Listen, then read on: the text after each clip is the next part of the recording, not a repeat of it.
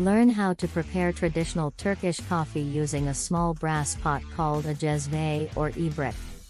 This step-by-step guide covers everything you need to know, from selecting the right beans and equipment to serving and drinking the finished product.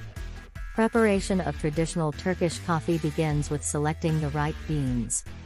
It is best to use a high-quality, finely ground roast with a strong, bold flavor.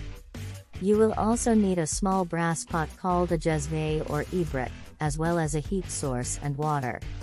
To prepare Turkish coffee, start by adding cold water to the cezve or ibrik, along with sugar to taste.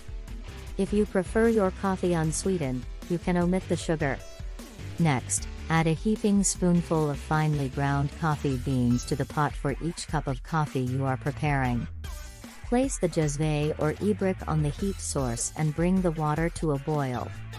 As the water begins to boil, the coffee grounds will settle to the bottom of the pot. When the coffee is almost ready, a foam will begin to form on the surface. As soon as the foam appears, remove the pot from the heat and allow it to cool for a few moments. This will help to settle the grounds to the bottom of the pot. Then, carefully pour the brewed coffee into small, handleless cups called fincan, being sure to divide the foam evenly among the cups.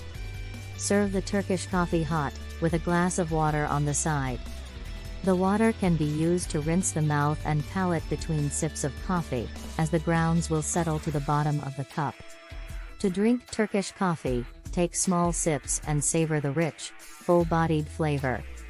The coffee grounds should be left in the cup, and it is common to use a spoon to scoop them out when you reach the bottom of the cup. Some people believe that the grounds can be used to read fortunes or predict the future, so you may wish to try your hand at this traditional practice as well. With a little practice and the right equipment, you can easily prepare traditional Turkish coffee at home and enjoy this delicious and culturally significant beverage.